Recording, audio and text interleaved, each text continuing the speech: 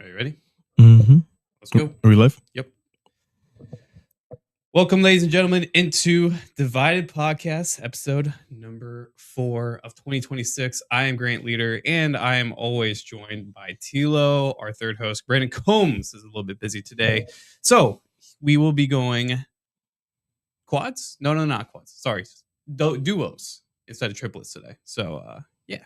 But once again, G Lead alongside Tilo, my arch nemesis, my co-host, the guy who always has everything to say about my teams and everything to say about me. You need one in the sports world, man. You need that guy. I'm the one. You are not the one. I'm the one, bro. I'm gonna just disagree to disagree. All right. Well, we are live on StreamYard. We are live on Facebook, on Chicagoland Sports Radio, as well as YouTube. Same page. That's where you can find us. And then we'll also be uploading this page to our podcast on Spotify at Divided, as well as we keep up to date on our socials at Divided Pod 2. That is the number 2 on Twitter, and Divide Pod on Instagram. And Tilo, we have a new social media platform. Why don't you indulge us on that? Yeah, man. Of course, we're on all social media now. We used to not be, but now we are, because that's what we do. Find us on X, Twitter, of course, at Divided Podcast number 2. Again, at Divided Podcast number 2. On Instagram at Divide Pod. Again, only Divide Pod. And TikTok has the pleasure and honor of having us now. Yeah. Look up the Divided Podcast. That's it. Look up those words, the Divided Podcast. You'll see us there. Myself, G Lead in the building, and of course, our guy, Mr. Brandon Combs. All of us there. Reels, fun stuff, all that conversation. Look us up. And finally, the most important thing we want you to do is go to Spotify, man. If you got Spotify, look up the Divided Podcast. We're there. Subscribe. Download the episodes. Do what you got to do to make sure you are in touch with the Divided Podcast. Beautiful intro, man. Did you like it? I did take a little bit of your thunder away with saying the Instagram and Twitter one. It's okay. It's okay. I'm still gonna say it. Yeah, it's all right. Is this, you know what? You know what's going on today? G Lead came into the building today, guys. For everyone out there, G Lead came into the building today and didn't wear a hat. As you guys can see, his luscious hair. Yeah, but like I'm wearing full throttle right now. I'm wearing headphones, you know. Yeah, but it's okay. You can still see. Look how silky that looks, man. It's just like, it's all right. You're almost Jesus-esque. No, you know what I'm saying? Not long enough for that. Not long enough for that. And the texture. I'm too white for that too. So, hey, you know what? That's another conversation for another day. Sure. Yes. I was gonna comment, and I'm like, nah. Anyway, man, we're here though, baby. We're here. We're gonna talk a lot about the Olympics. We're going to talk about the Super Bowl. We're going to talk about the WBC. We're going to talk some spring training. We're going to talk baseball. We're going to get some NFL news in there as well to wrap up on the other side of the Super Bowl. But we're going to start with the Olympics, and we're going to start by introducing one of our 4 correspondents. You know, on Divide Podcast, we have a baseball, we have a basketball, we have a football, and we have a hockey correspondent. That's right. And we usually like to bring them on to talk about the sport because they are fanatics and they are experts in those sports. And as the Olympics wrapped up a couple weeks back, actually it's 8 days ago now that the Olympics have wrapped up, we are going to talk to our hockey correspondent, Mr. Mike Napolitano, a nose that anybody can sit on, a luscious flow that everybody would love. Luscious. And he does not have to wear a fishbowl for the face to just enamor you. So once again, we're going to bring in our hockey correspondent, Mr. Mike Napolitano. He's a guy. What an intro. I don't just let anybody sit on the nose. That's crazy.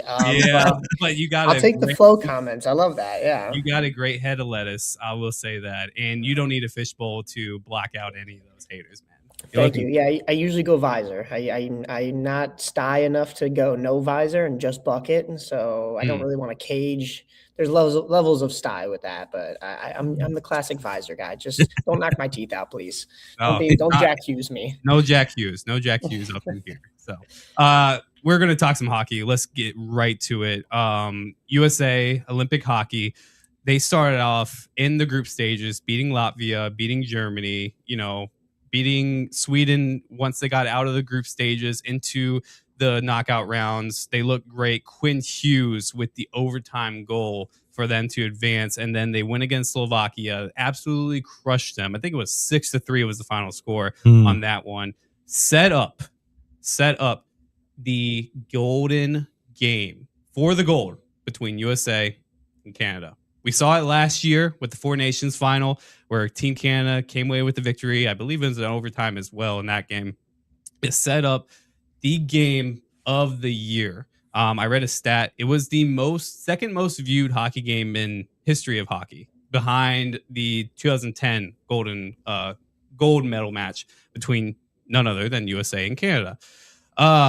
Man, it was such a great game. And to wrap things up just smoothly on this, opening statement of the gold game, USA, after 46 years since the Miracle on Ice, winning down on their britches, man.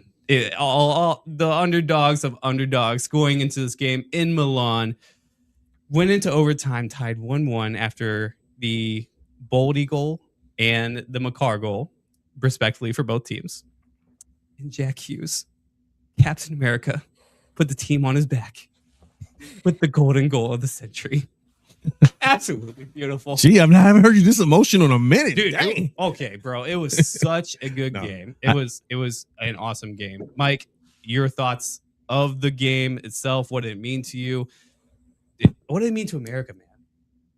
It's that special.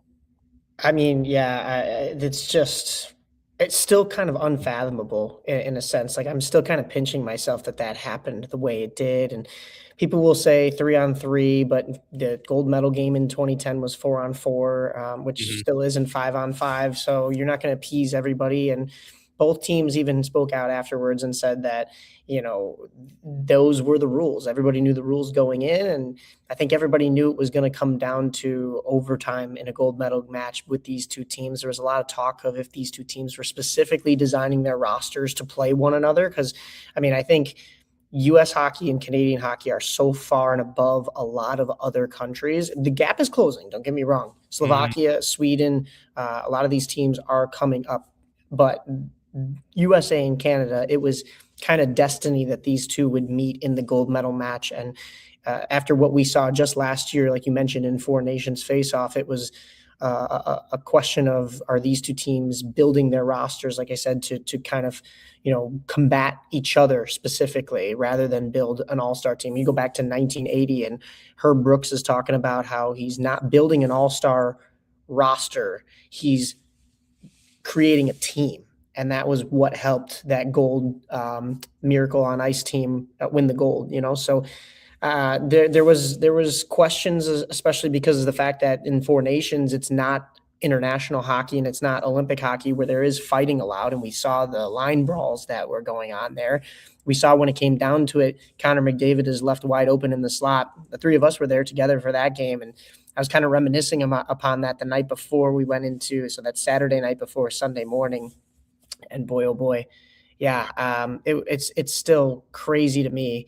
I think that was probably the best game of hockey I've ever watched. And I'm not even just saying that as an American, but it was one of those moments where the anxiety was just so high that you kind of have to look back on it and go, oh, wow, I don't realize what I just watched.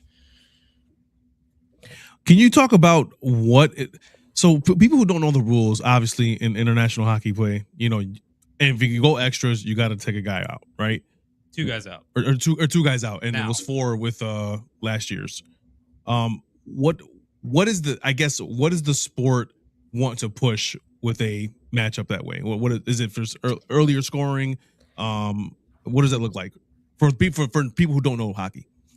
Right. So in NHL playoffs and Stanley Cup final, you have 5-on-5 regular hockey. It's normal hockey until somebody scores a goal. It's always sudden death overtime. So it's not like soccer where you keep going until you hit a certain time.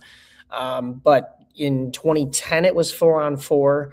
And the Olympics keep changing it up to try to adjust their tournament because this is, rather than a drawn out, 8 to 12 weeks of Stanley Cup playoffs, this is a 2-week tournament, right? So you have other games scheduled on the ice. You kind of have to get these games over with. And we see that even here I broadcast a lot of Central States and Nihil, and we'll see, 3-on-3 overtime. And if nothing's decided, you go to a shootout. Now, nobody likes things that are decided by shootout. You'd rather have the actual sport decide who's going to win. But, when there's time constraints and there's ice restraints, you kind of have to speed things up a little bit. But 3-on-3 is that happy medium of, yes, you're speeding things up and you're probably going to get enough open ice to get a goal sooner rather than later, but it's also exciting because it creates, like I said, that open ice. So there's so much more chance for breakaways to happen, 2-on-1s, 2-on-0s, one way or the other, because defensive breakdowns are much more,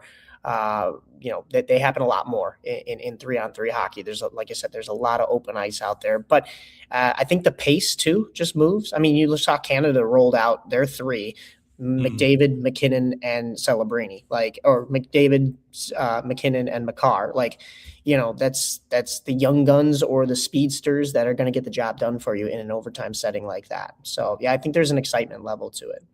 You mentioned those stars, and it reminds me of just the rivalry, right? And so I come to you from the essence of the Puerto Rico, the Dominican Republic rivalry, he's got to relate to you somehow. I got to, yeah. This is hockey, so I got to go to my people. But I know this. I know how this feels because it is your little brother or your big brother, whatever side you're on, and you have to beat them because it is bragging rights, and you need to let them know that this is our sport. This is what we do. So when I look at Canada and USA, I'm like, oh yeah, I know exactly what this feels like. We cannot lose to these suckers. And all I saw on TikTok and social media after the USA won is Canadians just crying and putting excuses over, oh, here the USA is they're going to brag about this for years now, because if we lose this, we do not want to hear them because this is not their sport. What do you say to people that and you are a hockey guy, man? You are the epitome of a hockey guy, right? What do you say to those Canadians or people who say that this is not our sport and that we are gonna we would forget about this, or we're not even that invested like Canadians are? What do you say to that as a USA diehard fan? I think the first thing I would say is go listen to the Divided podcast, because if you don't understand what trolling is, it's exactly what Tilo does all the time. Now, okay, is Canada still, the mecca of hockey? Despite what I'm about to go on a rant here and talk about how great the U.S. is, yes, Canada still is who created hockey, and it will always be kind of part of that culture. We're not stealing their culture at all as Americans, but who holds the gold medals in both the men's and the women's over Canada in the Olympics, and then also in the World Championships for the men and the women's? All four of those in this past year have been decided by golden goals. So they all went to overtime. And USA is the first and only country to hold all four of those titles in hockey at the same time. So the hockey side of things in the U.S., I think it speaks to the national team development program, which is something that Canada doesn't have. Canada's always been, all right, we have so many OHL teams, we have so many juniors teams, and we can pull talent from anywhere. The joke is that, kids are born with skates on their feet up in Canada, right? They come out the womb with a hockey stick in their hands. But you've got a U.S. program, kind of like there is in soccer. I know you both kind of follow soccer, and we've got FIFA World Cup coming up.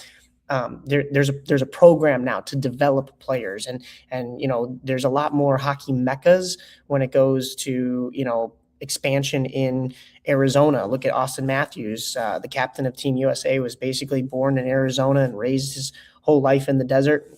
And then you've got St. Louis becoming a bigger hockey hub now because the Kachuk brothers and their dad played there. And so, I mean, it means a lot to kind of be David and slay Goliath, right? And, we related to the Puerto Rico thing. This was also such a huge Olympics because the last couple, the NHLers were not allowed in. And it's similar when, I don't want to get into WBC too quickly here, but, Puerto Rico's having some issues with not getting their stars in. And then you go, okay, it's still an achievement for those top tier athletes that go to the Olympics, but does it mean as much because it's not the best on best of the world? And there will be people that, of course, go on and say, hey, NHLers should stay out of it. But I'm of the mindset that, hey, just because they play in the NHL, they work their butts off to even get into the NHL. They are the top of the top.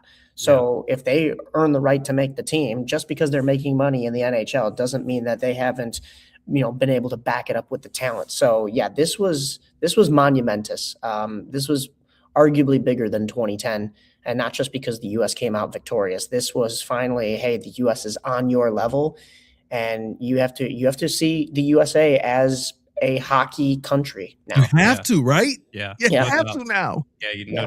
and going back on to what you said, a lot of the best of the best players right now weren't able to compete in the Olympics because of that rule. This was the first time NHL players got to play in the Olympics in a while. Like it's not like the old guys like Sidney Crosby's. It's like the McDavids, the McCarrs, the McKinnons. It's the Hughes brothers. It's the Kachuk brothers. It's the Matthews. Like this was their first time really competing in the Olympics this year, and like it showed in the level of competitiveness and also just the level of talent that the Olympics showed in this Olympic field, not only just for the men's, but in the women's as well. One of those talents was on full display during the game. And you cannot mention this game with Team USA without mentioning their goaltender, Connor Hellebuck, who stood on his head, as players would say, and absolutely delivered in the game 41 of 42 in the game. And he also got the assist on the Jack Hughes golden go, which is just awesome that he got the assist because like he does not, if his performance doesn't happen, they don't win this game. Like I guarantee you every hockey fan, both Canada, USA, Slovakian, Sweden, no matter what, they can look the same and they can say they don't win it without Connor Hellebuck's performance. You can look at the Tays potential goal. You can look at the McKinnon potential goal and say what you say about McKinnon, but that's that. But what did Hellebuck's performance do in order for the USA to win this game? Man, I mean, it was just one of the best displays of goaltending I think I've ever seen. Yep. You know, in NHL, in different countries, they this one save that he made that everybody is talking about is that paddle save where he reaches back and there's that photo, that still shot of him making that miraculous save, and they compared it to Braden Holtby's save in 2018 with the Washington Capitals in the Stanley Cup Final against Vegas. And when you have a save like that, it's almost like you become a team of destiny in a sense. I mean, obviously you still have to go in and put the work in, but even the other team is just sitting there. Canada was probably just sitting there like, my goodness, nothing will go in. So for Hellebuck to have stood on his head, he was a Vezina Trophy winner multiple years. He is what keeps the Winnipeg Jets, not necessarily this year, but in the past couple of years, in playoff contention and in contention for even some years a Stanley Cup. And I think he kind of sometimes gets overlooked, and I'm so glad that he didn't in this game because. Mm-hmm. Yeah, best goaltending performance that I think I've ever seen, other than, I will say, Aaron Frankel in the women's side of things, and the tandem that they have on the ladies' side. That boy, oh boy, I mean, you talk about completely dominating the entire field. They had like 330 plus minutes of shutout throughout this Olympic tournament, and they only gave up 2 goals to their opponents all Olympics on the ladies' side. So Hellebuck and Frankel, best 2 goaltenders in the world right now, and they're both U.S. Shout out to the woman, man. Yeah, we're gonna get to the women's performance because we need to, because that was phenomenal. That was a great finish too. That was crazy. Yeah. I saw that one. Yeah, I saw that one live. I didn't see the men's. I felt so bad, but yeah. Oh, I wasn't gonna bring it up, but Tilo slept through the USA Canada men's game, so I wasn't gonna bring it up. It was too early. His face. It's fine. No, it's fine. Never too early for hockey, man. It's always a great day. With this hat on, I can get away with it. Don't worry. You can't. With this hat, you can't. No, not this sweater though. Dang, I got a conflict of interest going on right now. I mentioned it. 46 years to the day was that gold medal game. Was USA and Canada. 46 days. 46 years earlier was a miracle on ice between the Soviet Union and USA in 1980. But as well, I was mentioning how everybody kind of grew up. Johnny Gaudreau was a part of that group that was brought up with the Hugheses, the Hellebucks, the Tkachuks, and stuff like that. We know that he unfortunately passed due to a tragic accident last year, and just the emotion of the game itself could shed a tear. But when the Tkachuk brothers and Matthews brought out Gaudreau's jersey and skated around the ice in Milan, I don't think there was a dry eye in any bar, any arena watching the game in America, because that was absolutely special. And then the fact that when they closed the ceremony, they did the national anthem with the medal ceremony. They took the team photo in the middle of the ice, and they brought out his kids to take the photo with them. And I believe they put one of the jerseys on one of his kids. But man, there's a famous photo, and even Matthew Kachuk said on his podcast, of McKinnon wide left of the net, just absolutely missing it. I know 99 out of 100 times he nails that shot, but the one time he didn't nail the shot was in that game.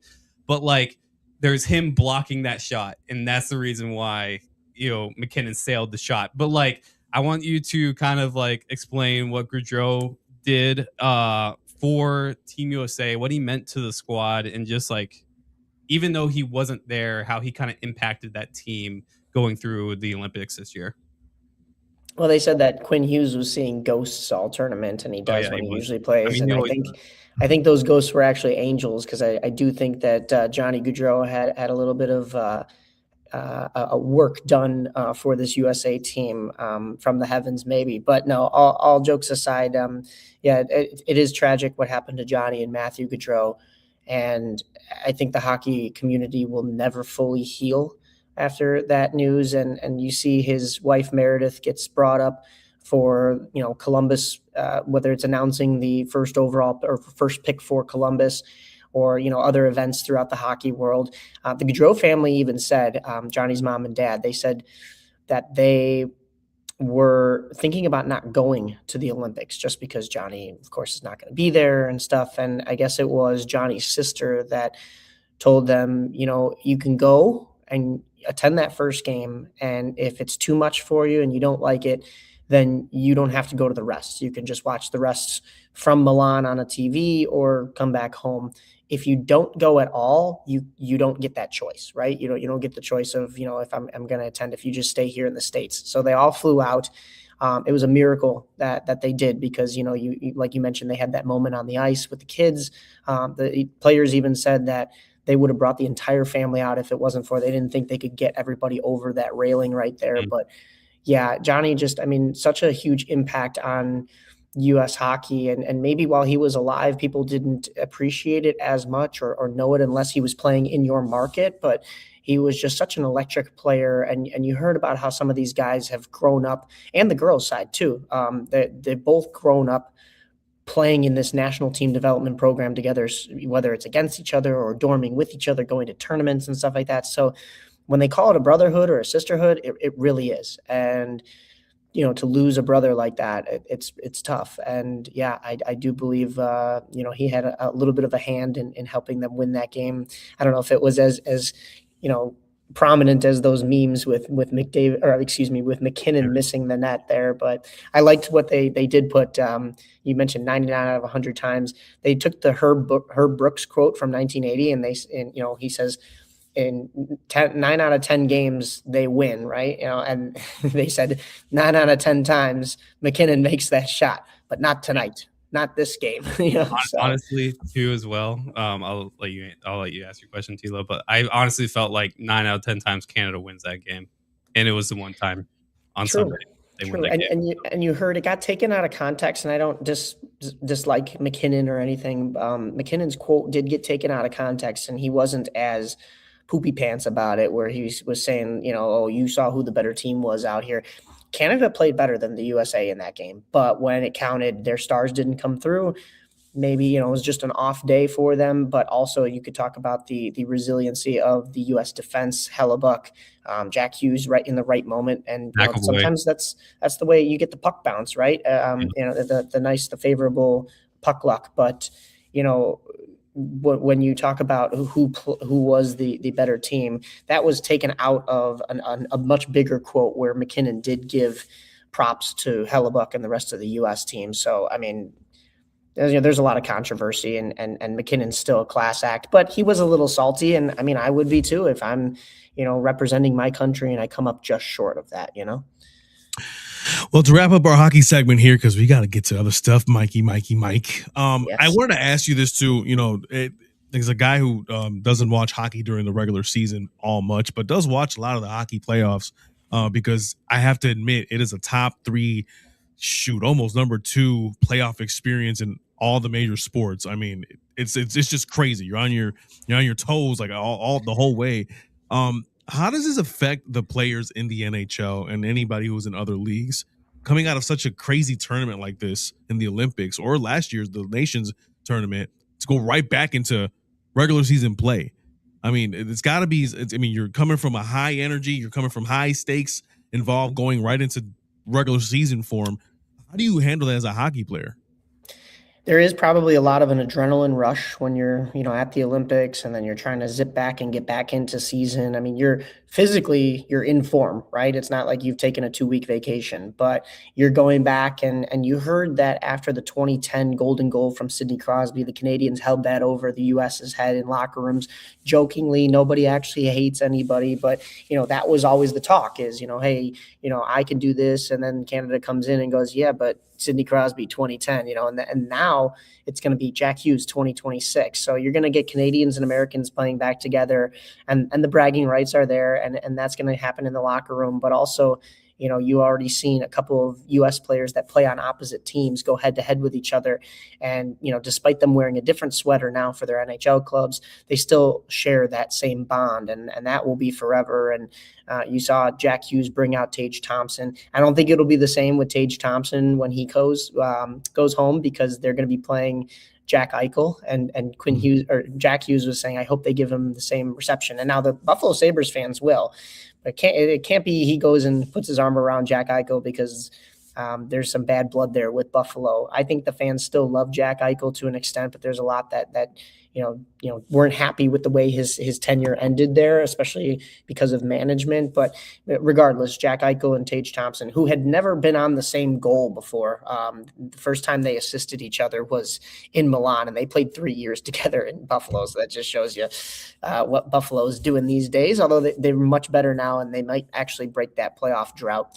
But yeah, I mean, even for the women, you saw they weren't able to go to the White House because their college seasons or their PWHL seasons started up right away. And people are going to talk and say what they're going to say about the actual quote unquote political side of things. But that was the legitimate reason as to why this team did not go to the White House.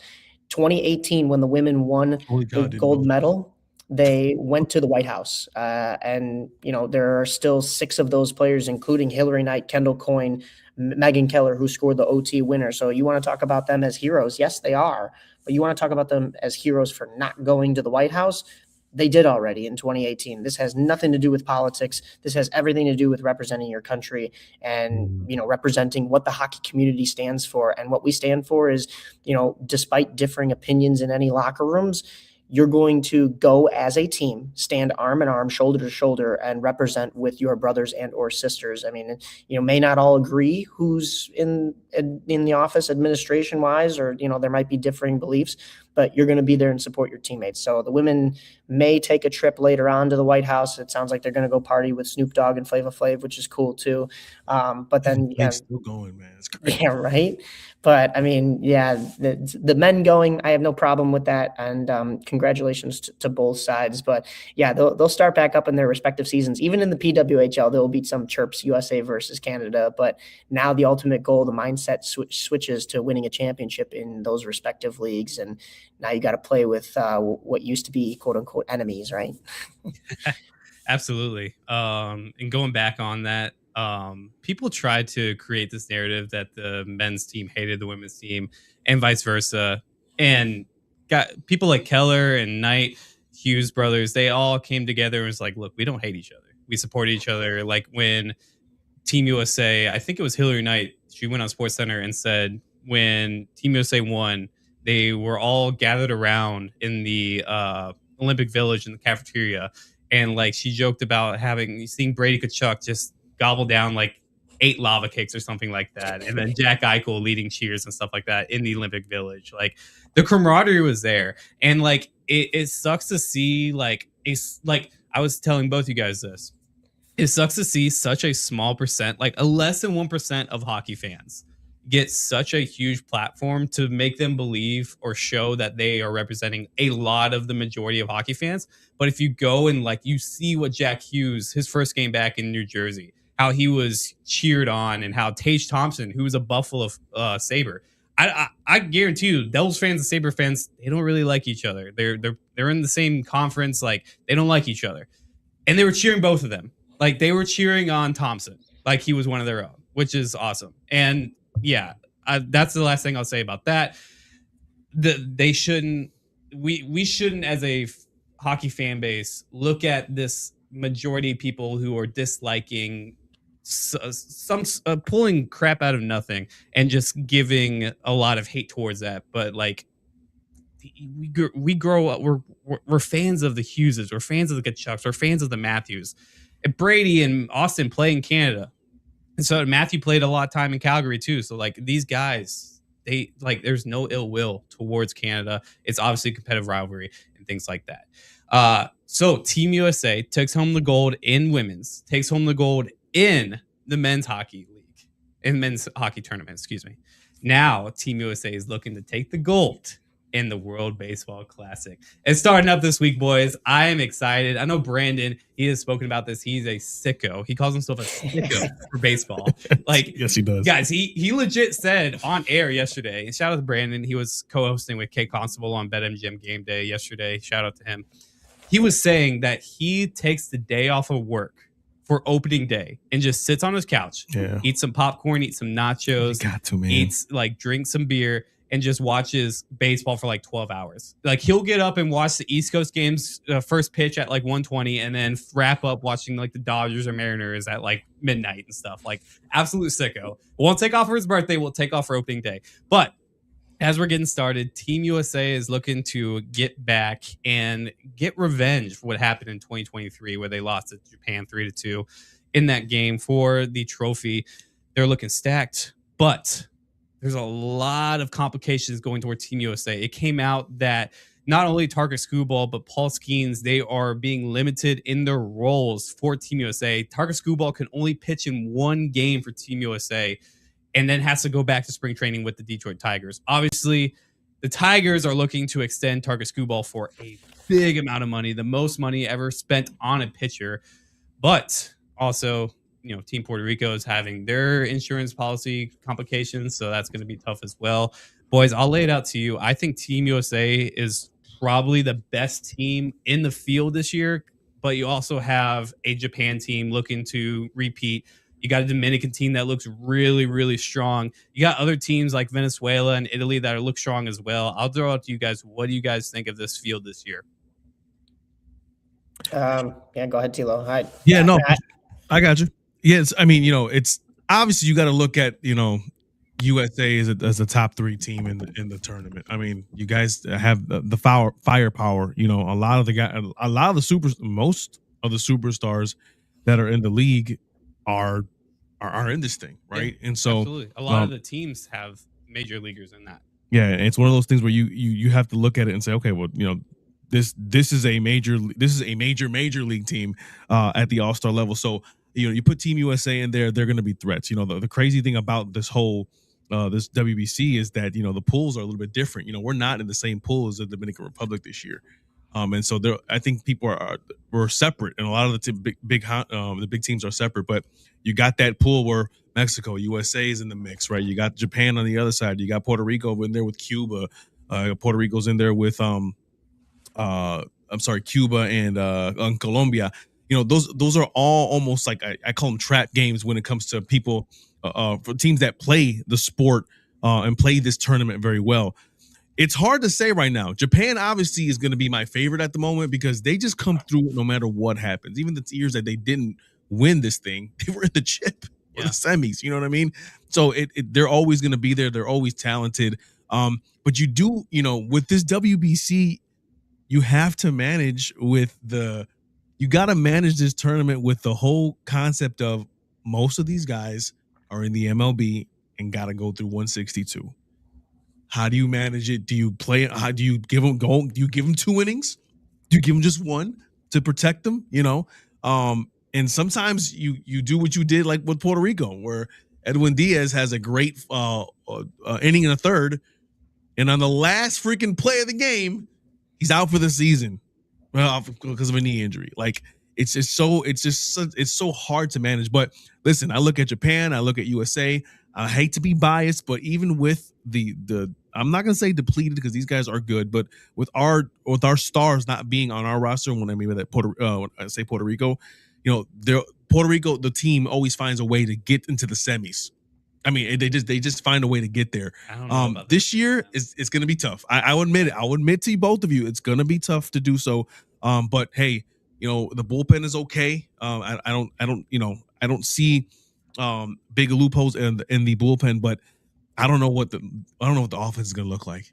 I don't know what that looks like. So Japan, USA, and Venezuela are teams that I'm really looking out at and saying they might make that impact. And don't forget about Mexico. All of a sudden, Mexico is good at baseball, man. And that's another rival for us in regard to sports and any sport. It's just like we just want to beat them, period. So absolutely. Go ahead, Mike. Yeah, of course I'm sitting here rocking USA, and I do hope that the US can take it to Japan or whoever they face in the finals and get some redemption for 2023. And this is a huge year for sports, guys. We go straight from Super Bowl and Olympics to Paralympics, and then PGA Tour and World Baseball Classic, World Baseball Championships with, a lot of us cover independent ball here in the Chicagoland area. That one's a huge tournament as well. We go right into FIFA World Cup and NBA. Yeah, March Madness, of course. Yeah, I knew I was missing one in there. And then, of course, the usual seasons for all of the respective sports plus their playoffs. So what a huge year for sports fans here in 2026. And I know I'm probably missing something, but I think this is a chance for the World Baseball Classic to really define themselves as that tournament. I was actually talking to Joe Williamson of the Chicago Dogs just a couple of days ago when he was saying how it might be a missed opportunity if some of these guys can't perform to the expectations that we want them to for their country's colors, whether that be the insurance issues with Puerto Rico and the stars can't play there, or the limited stars like you were talking about for Team USA. And I understand it, because even the NHL, they send players now that they're allowed back in the Olympics. They worry because those are an investment, right? You're paying them a contract to do these things. And you can't just go let them play wherever and get injured. But at the same time, I think this is it can be, the World Baseball Classic, be one of the highest honors in the baseball world, even over the World Series, if they can build this tournament up to be like the FIFA World Cup or, the Olympics, and or even the World Championships in hockey are pretty huge for hockey fans. So I'm of course rocking USA. I hope that we get to see enough of the stars to make that deep run and bring home a championship. But my backup team is Team Italy, of course. Kyle Teal of the White Sox and Sam Antonacci. Gotta get those guys in there, and molto bene, Molto bene, indeed. But you got to change the eye on that hat, bro. It's so just there. Like, I'm not thrilled with the. Give me some sauce or something, bro. It's gravy, but yeah, no. There's an aesthetic to this. The eye needs it's. You know what I'm talking about, bro. There's something. I was talking about sauce versus gravy, but actually that's more of a U.S. thing. Back in Italy, they do call it sugo sauce. So yeah, you're right. They do need a little extra pizzazz on the jerseys and on the logos. Jerseys are nice. It's just the hat. You give me the hat. You got to give me something else. Yeah. I'm not a fan of their marketing.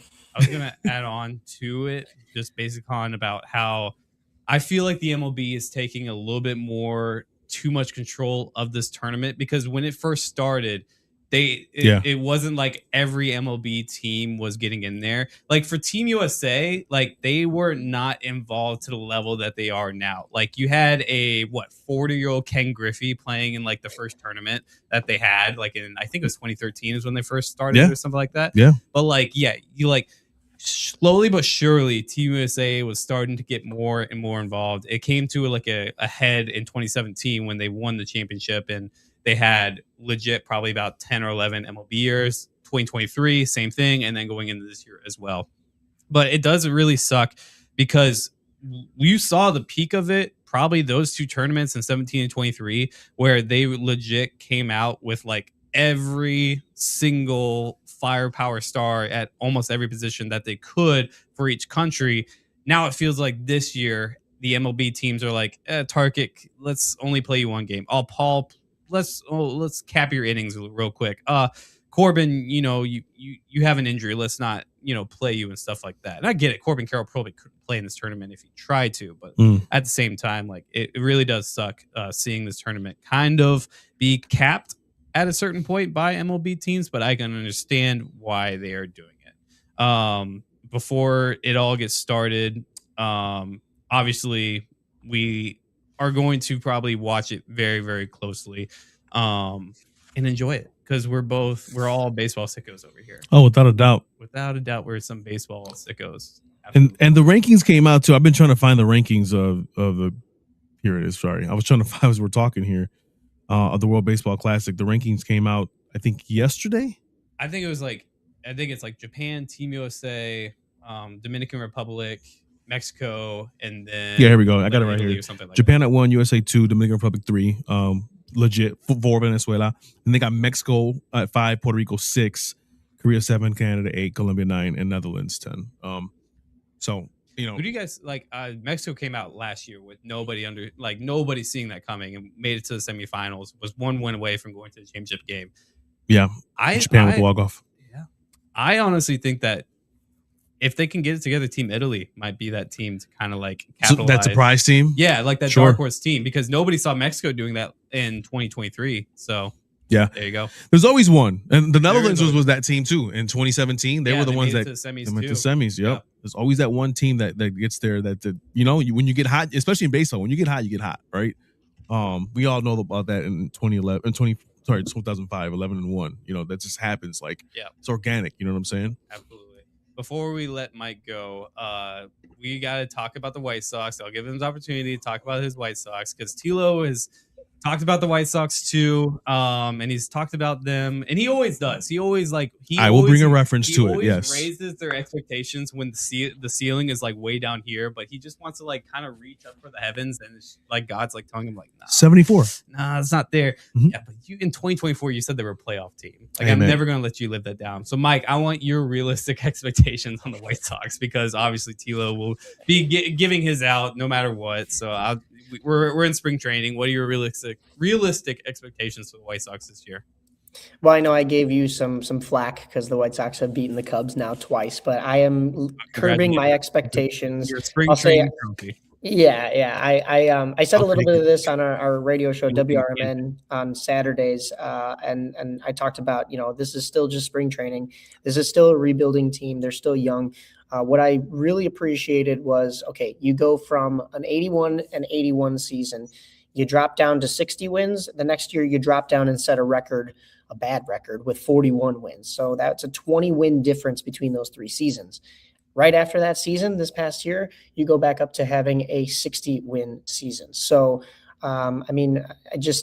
I think if you can make another 20-game jump, it's not out of the realm of possibility, and you can get back to being a 500 team. And that puts you maybe 3rd place in this Central Division because we know there are a couple dumpster fires here. That's my honest expectation of the White Sox. If they fall a little short and finish in the 70s in wins, I wouldn't be terribly disappointed as long as the young guys get better and have that time to develop. But by no means is this a playoff team yet. They're still a couple years away from that. I just want to see the young guns, like I said, develop, get the proper coaching, get the proper usage too, because there were a couple years there where you're just throwing guys in to fill holes on a roster to compete, and that's really stunting development. We saw that kind of with Oscar Colas and stuff like that. So excited for baseball to start up again, though. Really looking forward to it, even if the White Sox aren't going to be a 500 team at most. And Sam Antonacci, man. Yeah, he's been exciting. Where did he come from, bro? What is this? Antonacci has been huge. Yeah. Every fan base has their one absolute barn burner in spring training. No, you're right. There's always one person that carries over. I get it. Always somebody because they're telling pitchers, hey, only pitch this, only pitch that. And some young kid is going to get a 70 mile per hour curveball right in the middle, like a cookie that Shota and Minaga is going to pitch, and they're just going to knock it out of the park. It's always going to happen. And then they go. It had to be Shota, though, right? It had to be Shota. It's either Shota or Jameson. Those guys, Shota always killing it, man. They're always giving cookies in the middle of the zone. And Brandon could, talk a whole hour about those two guys. Listen, but I just want you guys to know. Let's go back to this video. I pray that this doesn't age well. I pray this ages well. Wait, I said it right. Whatever. You know what I mean? We're at the 44-minute. Yeah, I got it. Braden Montgomery. I am excited as hell for this guy to do his thing. Just like I was for Colson, Braden's now in that slot. I can't wait to this guy to do his thing. I think he's got so much talent, man. 5'2" player. This guy can hit. He can run. He can play defense, and he's not up to par yet, but he will be soon. I can't wait to see Braden Montgomery. That's my one guy right there. for the Sox. That's not spicy. Agreed. You know, Until it's Roch Chalowski, they better draft him first overall. man, oh God, if they do, Jerry, If you don't, Mine. that's Let me be another quiet. stain on the organization. It's going to be pretty embarrassing if they don't. And they decided to draft a pitcher who probably only pitches 5 games. I'm gonna talk to Jerry like You won't talk to Jerry. You don't know Jerry. I'm gonna talk to Jerry like Kenny Williams talked to Frank Thomas in that 06 interview, bro. Or was it? Yeah. Yeah. I'm gonna talk to him just like that. Stay out of White Sox business. I cannot believe I forgot how bad and how toxic it got. Dude, I forgot too. I remember that interview, and then I saw it recently when I sent it to you. I was like, damn, that's right. Right after the World Series too. Right after, bro. It's crazy. No wonder they forgot him when they were talking a Black Heritage Month, Yikes. We talked about I saw your guys' take. I listened to that episode and I wholeheartedly agree. That is for sure. They purposely didn't add him in there, and not a good look. Not a good look. Not a good look at all, too. The best White Sox player of all time. But. Yeah. All right, Mike, Crazy. we appreciate you coming on. We're going to have you on as well later in the season because obviously Stanley Cup playoffs are electric as always. We got a stacked field, Lightning, Wings, Knights. It's a really competitive field this year. We can't wait for it, and we're going to have you on talk about that as well. So we appreciate you having the time to take with us, and we look forward to talking to you again, man. Thank you, gents. One quick thing I will add in here. I did say hockey is for everyone, and that is true. And you talk about a lot of new hockey fans coming out, and the internet is not a real place. So all that controversy that was there, pay no mind to it. We appreciate the new hockey fans. A lot of it is from that show Heated Rivalry. I didn't watch it, but I watched Shoresy, and I recommend anybody go watch Shoresy. That's a good one too. I got some hate that I was anti-women's sports. I've never once said that. Clear it up, Mike. Clear it up. I'm literally the guy, and I'm not saying that anybody else at the station wouldn't do this, but I'm literally the guy, because we have some great people at the station, but I'm literally the guy at WRMN that signs us up to do WNBA with the Chicago Sky, NWSL with the Chicago Stars, and PWHL. And I'm super excited to see PWHL come back here in March and get maybe a chance to interview Hillary Knight. I know she's on the long-term IR right now, but maybe she'll still take the trip. So never once did I make it against, women versus men. That's just crazy talk. Thank you, but no thank you. And also, politics should always stay out of sports. Absolutely. I'll leave it at that. Absolutely. Well said. We're on agreement, man. That was perfect. Love you guys all. Hockey's for everybody. Come on now. I want to be a goalie, Mike. Like that kid, that kid who played goalie. You know what I'm talking about? They mic'd him up. He was like, I like Kentucky fart chicken. You're gonna like playing goalie until you take 100-mile-per-hour puck right to the face, and you're like, yeah, Tilo, we could definitely put you in that. Only psychopaths sign up for that. I know. Yeah, and you're not gonna like it, but we'll do it. We can totally arrange that. What? Are you flexible? Hell no. Then you can't play goalie. Did you see this is gonna be fun? How wide he can spread his legs out? It's. I respect every hockey player in the world. Yeah. I've been saying we need to get you on skates, so that before I come on next time, that has to happen. Maybe not in the crease, 40, bro. Please, before 40. Like what? I can't believe I just said that. A year from now or something? Hey, no matter what, Mike, you still haven't beat me yet in that race. All right, wait a minute now. Hey, that's another story. Come on, big dog. We still gonna do it. Who had? What did you have last year? You had an injury. Oh, I can't run. Yeah, my left knee was giving me some issues, but I'm good. I'm good right now. I'm back to hooping too. We out here. 2026 sports just got even better because we're gonna run it back. Literally. 8G. We were gonna run it back. I got you. All right, Mike. We appreciate you. We're gonna have you on again. Talk hockey soon. Okay. Gents, thank you very much. Adios, man. My boy. Mike Napolitano, man. That guy's cool. Mikey Nip, man. You remember we gave him that name because G-Lead, T-Lo, Holmesy is now his name, and we said Mikey Nip. Yes. So we appreciate Mike coming on.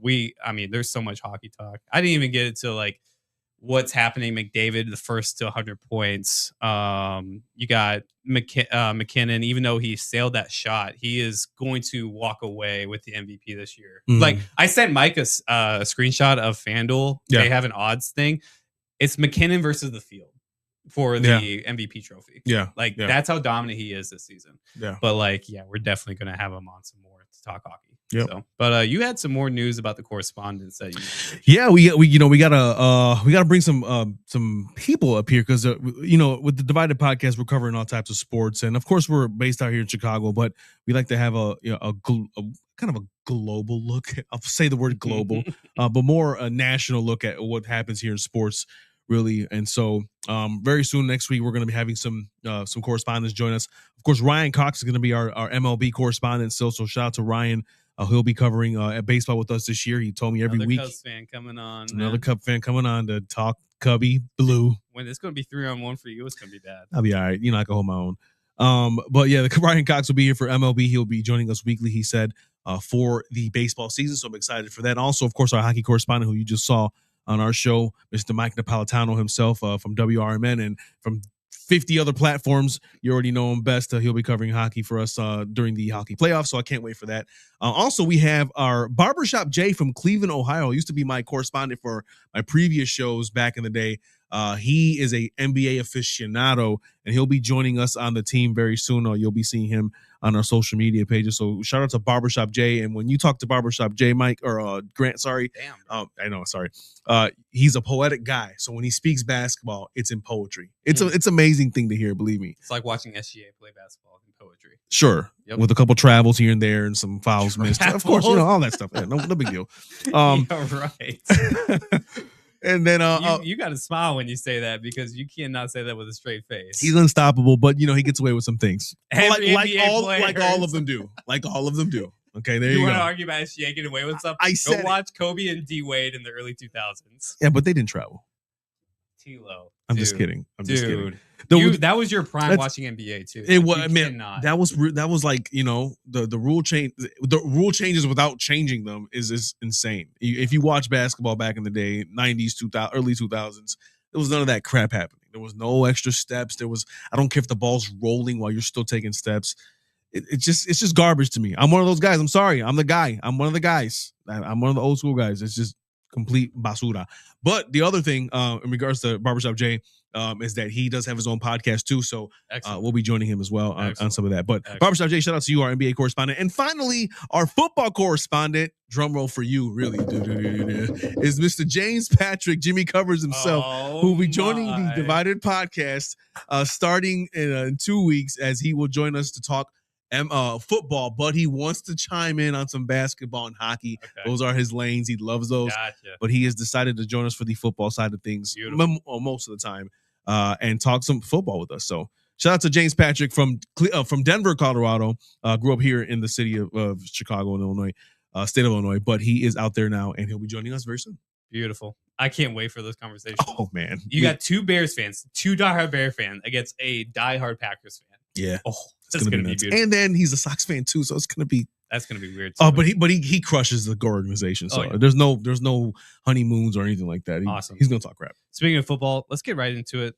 Super Bowl 15, Super Bowl 61, right? Yep. Yeah. Yep. No, Super Bowl 60. Super Bowl 60 happened. Huh? No, Super Bowl 60. Sorry, you're right. Super Bowl 60. Cow. Yeah. 60. Yeah. Jeez. It was just Super Bowl 50, bro. No. Yeah, 10 years ago. I'm just remembering. I was in, what was I? Was that it was Panthers Broncos. Broncos, and I was in Florida. And it happened in Santa Clara, too. Did you know that? Yeah. So Super Bowl 50 happened in Santa Clara, and then Super Bowl 60 happened in Santa Clara, too. Yeah. Wild. Crazy. Anyway, Super Bowl 60 happened. The Seahawks utterly dominated the Patriots. Both you and Combs said the Patriots are going to win this game, and I picked the Seahawks, and I was the only right one. And they won 29-13. The dark side defense absolutely destroyed Drake May and anything offensively they had to go on. Sam Darnold goes away with a Super Bowl ring. Man, that's crazy to say. Crazy to say. Kenneth Walker walks away with the MVP. Seahawks announced that they're not going to tag him, so he's going to want to get paid. But man, a lot of people were saying how bad the season was because there was no Allen, no Mahomes, no Jackson, in the Super Bowl. And then the defending champs didn't even make it out of the first round. Chiefs didn't even make the playoffs this year. It was like people saying it was lackluster because you had Broncos, Patriots in the AFC title game, Rams, Seahawks in the NFC side of things. But this was a very entertaining season to me. But man, the Seahawks, they looked absolutely dominant. I love that Mike Mack got a Super Bowl ring. You saw as the confetti was falling down as the initial confetti was falling down, he just took a second to like really bring things in, and that was really cool to see a Ravens guy get his chance and go and win. Still gonna say it. He should have been the coach for 2024 and beyond. They should have fired Harbaugh after that season, and they should have brought Mike Mack in to be the head coach instead of him going to Seattle. But man, what do you take away from this? Because I took away that Seahawks defense was absolutely unstoppable. Yeah, top 5 defense of all time. Crazy enough is that I knew that they would be great. I just didn't think that Drake May and that offense would drop the ball in such a way that they did. I mean, Drake looks so pedestrian. He turned it over like 4 times, I think. He looks slow. I mean, his decision making. Well, first of all, his left tackle couldn't freaking block. Yeah, Will Campbell. Was having a horrible rough day, game to say the least. You know, and that's shocking enough. You know, to see that. You know, so it was crazy. I think I don't know if I texted you or not, but I'm like, dude, Drake is like is looking over his left shoulder immediately. Yeah, after the hike. Like you were texting me. He was looking very very scared. He just didn't have no trust in that left side of the line. And then on top of that, you know, he didn't seem to he didn't have it mentally. You know, and listen, the quarterback position I don't think is the most difficult position. I think the cornerback position is, but you have a lot of responsibility. And when things are not flowing your way, when people aren't you know, hitting their gaps, or if your line's not working, you're making bad decisions. Drake had all that happen to him in that Super Bowl, and the Seahawks capitalized, man. They were able to move the ball efficiently. They had their third quarter, they slowed down a bit. And you know, they were giving the Patriots almost a chance to get back here and there. But man, you know, what I got from this game was that Drake May just looked very pedestrian. I know he had some issues around him. But he's got a lot to learn. This will definitely be a learning experience for him. Well, am I going to say that he's going to be have a great career? You know, I'm not going to say that yet. It's only year 2. Sorry, year 2, going to year 3. But that's what I saw. And shout out to the Seahawks, man. Listen, Kenneth Walker. You know, I always say he can't really catch the ball, you know, but the guy can run. You know, I don't know, because he was looking like Le'Veon Bell in the backfield in that game. He did. He looked really special, and he walked away with the MVP for a reason. Yeah, and that I'm saying, like, but prior to the game, right? There was a couple of missed passes and so forth, and a couple of mishaps that he's had. I've seen, but man, Kenneth Walker did this thing. Sam Darnold, man, you know, respect to him. He's gone to the Vikings. So he went from the Jets to Carolina to San Francisco to Minnesota, Seattle. He's been all over America, but he finally found his home and got a Super Bowl ring, man. He got, you know, never take that away from him. I know everything is going to be talked about with his draft class with Allen, Jackson, Mayfield, him, and Rosen. And obviously, you know, Jackson and Allen are above and beyond the most talented of that class. You know, put them 1 or 2, whatever you want to do. It's arguable that you can put Allen 1 and Jackson 2, or Jackson 1 and Allen 2, whatever. And then Mayfield and Darnold are just like right behind them. And then you got Rosen. But like at the same time, like Darnold is now probably the one guy where you look at and you're like, even though Jackson and Allen have the MVPs and you can talk about their talent being more superb than Darnold, Darnold now has that ring. Yeah. And thanks to the defense, because obviously, like, dude, their secondary was absolutely unstoppable. Like Julian Love got the interception, I believe. I think that was Julian Love. Yep. And then Nwasu got that pick 6 as well. But you had guys like Devin Witherspoon, absolutely, and Awari. Like they were just killing it. And Drake May had no time. It didn't matter about Will Campbell and not protecting him with like Derek Hall, like absolutely bull rushing him.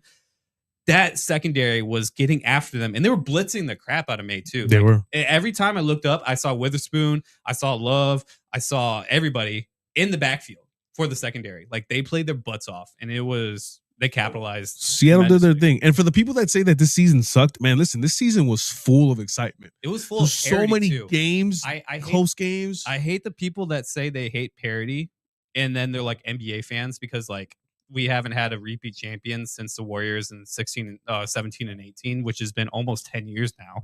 But like this season was legit parity, because no Mahomes, no Allen, no Jackson, no Hurts to like go and win a Super Bowl this year. You had fresh new faces, fresh new teams. And yes, the Patriots had a run of dominance in 2000s and 2010s, and they finally got back to Super Bowl. But like, man, like this year, like legit, it was up for anybody. this year. It was. It was all the talk was like Allen's easiest path to the Super Bowl, and then he loses to the Broncos. Yep. And listen, and if you don't have the final game be an amazing game, you forget about what happens previously. And look at the Bears, man. Look at the Bears season in itself. All those crazy comebacks that they had. We had the Eagles defeating that I think it was week 5 or 6 where they went off a block punt, they return it. You're talking about the Rams game. Yeah, there you go. Yeah. Yep, Eagles Rams. You know, you had so many games like that where like it was great football Sundays this year, man. I had a great time watching football this year. I know I had the Bears. You had the Bears. But even if I take the Bears out, if I'm looking at it, you know, objectively here from all these other games, it was a good year. It was a fun year to watch football, and I think it's going to happen again. And when Patrick Mahomes gets back, he may put a little dent in that experience because Patrick is Patrick. You know, and Josh Allen, if he can continue his regular season success getting into the playoffs, you know, we'll have that happen again. But listen, man, football was good this year. Only thing I'll say is that nobody's talking about the Super Bowl much because of Bad Bunny. Okay, well, I do like Bad Bunny. I'll throw it. I was gonna throw it out there. I cannot talk. We cannot go on the show and talk about Super Bowl and you be Puerto Rican and not talk about Bad Bunny's performance. And listen, as a Puerto Rican, I'll just give it to you quickly here. Proud to see the flag. Proud to see him represent the island. All the flags, man. Yeah, for sure. And what I mean is Puerto Rico está bien cabrón segment where he had the actual original flag, the 1948 flag, where it was not the dark blue. This one, it was the light blue, the one they took away from us and the island. But listen, I'm not gonna lie to you. I don't agree with everything with Bad Bunny. I'm not that person. You know, there's like, oh, Bad Bunny's everything. I don't agree, but I think artistically he put on a good halftime show. I know that 80% of the audience literally didn't even move and was just watching. I get it, but I did realize that most halftime shows are for the people at home. Yeah. Right? Because you don't have a good view of a halftime show from the stands. You just really don't. You know what I'm saying? You don't hear it well, too. And you don't hear it well. But I like the show they put on. I love the props. Cool to see Ricky Martin come out of nowhere. It was awesome to see freaking Lady Gaga singing in español, or singing salsa, but in English. So that was pretty cool. It had a good feel vibe. It showed the culture of Hispanics and you know how they party and so forth. And then of course at the very end, I'm not gonna lie to you, I almost shed a tear when the flags came out and he started saying every single country in the Americas.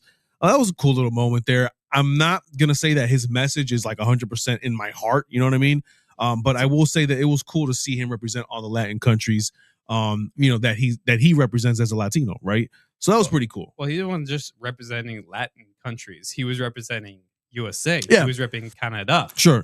My bad. I forgot about that. Yeah. Canada too. Yeah. It was basically all of North and South America because he was saying Colombia. He was saying Peru. He was saying Argentina. He was saying Guatemala. He was saying Belize. Like, he's like all of us, you know, love is stronger than hate.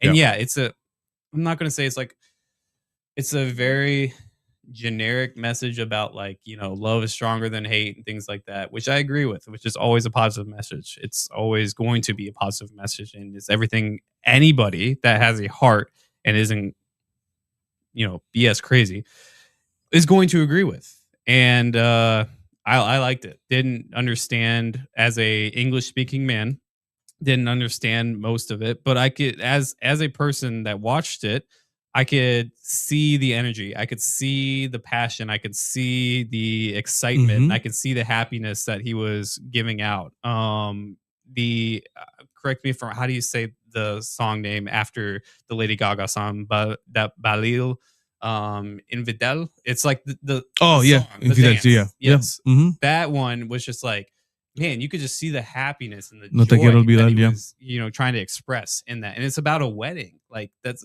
all love. How can you not be happy during a wedding? You know, I try to put myself in the position of the people who went to the other halftime show, which I have so many words on that. You know, I get it too. But like, if I didn't have like, if it was Japanese and the guy was the hottest artist, like if they put K-pop out there, yeah, I'd still like want to watch. There you know? go. That was my point. I'd still you know bob to it. Okay, it's not. I don't get it, but I'll still bob to it. You know, I won't be so disrespectful to go to another halftime show. But anyway, that's another story for itself. Yeah. We're gonna wrap things up on the NBA All-Star Weekend again.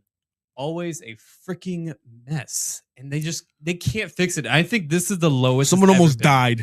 Someone almost died. Thank God he's okay. Dude, I knew going into it, I was like, I'm not going to watch this. I'm not going to miss anything. I'll go to Twitter and look at the highlights, and I see Jackson Hayes taking off from inside the free throw line, which is like maybe like 10 feet away from the actual bucket, and just throw it down with one hand. Yeah. Like if I want to go watch it, I can go to regular dunk. I can go to the LA Fitness and watch that same dunk. You know what? Look, everything was bad before, but I gotta admit, they gotta fix, if they're gonna keep this format, they gotta fix it slightly, because you got people out there that have been playing for 2-3 games, right? I don't know how you fix it. Yeah, but or you this has been Tila, this has been a problem for like 10 plus years. Every time All-Star Weekend comes and goes, all the talk is, how can we fix it? Yeah. How can we get more eyes on it? Yeah. But I kind of enjoyed it. I did. It was kind of fun. I mean, there were close games. They were going back and forth, and the effort was there. They were trying to score. They were trying to make things happen. That's the part that I did like about it. But the format still is not good. And you got to go back to East versus West, bro. That's what I think. You got to go back to where is Shaq and Kobe going against Jordan towards the end of his career? Yeah. Where is Allen Iverson matching up against, teaming up with like a Dwayne Wade and stuff like that, with LeBron James, stuff like that.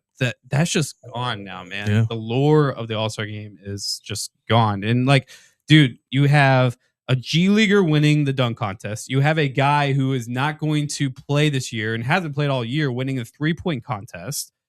It's just that Ant winning, which was cool. And Ant is a talent, man. Ant is little Michael. There's been reports coming out that the front office is forcing the Jazz to tank, and now there's an issue with that. And Adam Silver is confidence in leadership has plummeted. I think that he is not going to solve anything.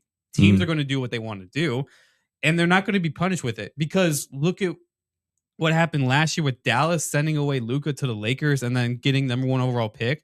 Like, it's extremely fishy, dude. Yeah. Like, I'm not going to say it's rigged, because obviously it's not. But like, when you have things like the 2006 NBA Finals, when you have things like the 2001 Western Conference Finals, I want to say, was it the Lakers and Kings? That's the one, or was it 2000?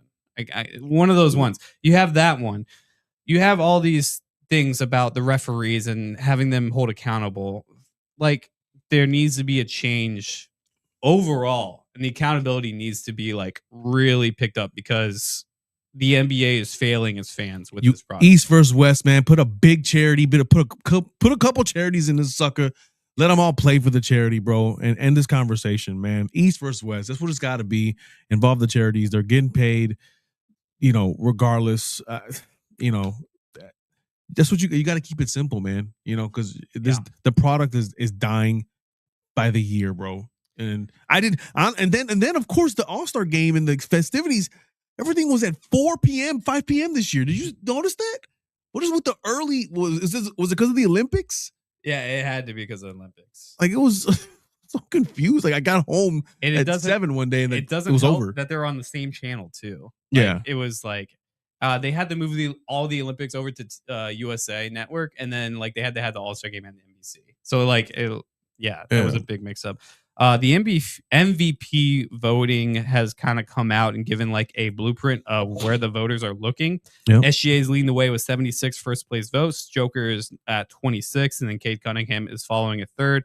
There's been a lot of talk about the ineligibility for the MVP. Shea missed, I believe, 9 games recently.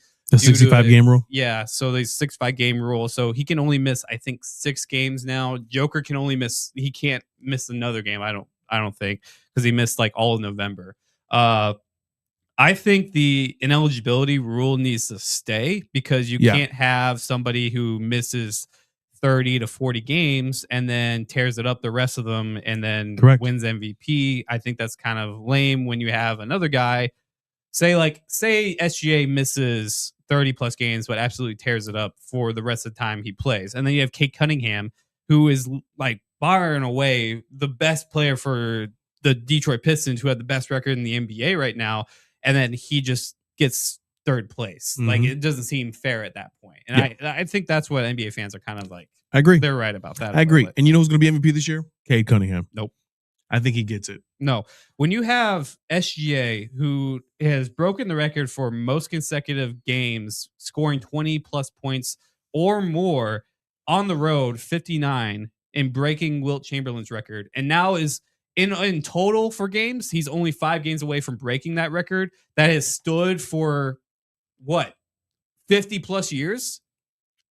And you already saw the voters, 76 voters are giving SGA award out of 100. I like SGA is taking this award. That record wasn't touched by Kobe, wasn't touched by LeBron, wasn't touched by Jordan. It's getting torched by SGA, man. I think what I would tell you is I should have rephrased myself. I think he should get the award just because Cade has been so consistent this year. He's got his team in the first seed. I mean, they look amazing with him. They don't without him. So it's like the argument of like CMC should have won over Lamar, or right, yeah, Saquon Barkley should have won over Allen. Correct. Right. But SGA, yeah, for sure, and I think SGA has a couple more awards in him. It was just going to be scary because the guy, I troll with you obviously, but the guy is unstable. It's hard for you to troll the Thunder, dude, because they're so good right now. They're just good, bro. And Chet, all those boys, man. They're.